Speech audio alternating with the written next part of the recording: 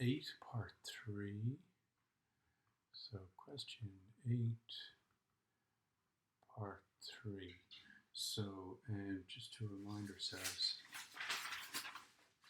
that this was traveling at 10I plus 35 in the j direction meters per second. Okay, so this particle starts here and it travels up. I'm going to write this each time, 35, and then it goes 10 in that direction.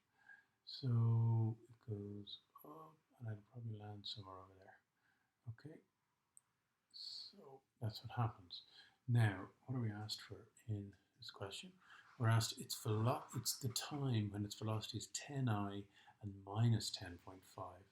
So the time when the velocity equals 10I minus 10.5j.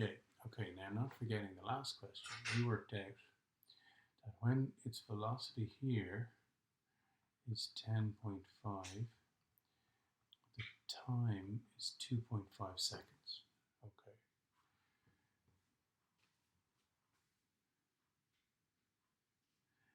And remember, in the first question, we worked out that the time to get halfway here, the t was 3.6 seconds. So we want to know what's the time when its velocity is minus. So its velocity in the y, in the j direction, is minus 10.5. That means it has to be coming down. In fact, because this is symmetric, it's 10.5 here when it goes up, and if you go straight across from that, you can see at this point, it would be minus 10.5. It would be minus 10.5 at that point. Same way, if you get to the same point here, and you go straight across, you could realize that it's actually going to be minus 35 at that point. So whatever the velocity is here, it'll be minus the y velocity will be minus that, although the other velocity in the horizontal direction is always 10, no matter what. Now, so this is interesting. So if we think about this, we know that at 3.6 seconds it's there. So how much time would it take to get from here to here? And then, well, basically it's just 3.6 minus 2.5 is 1.1.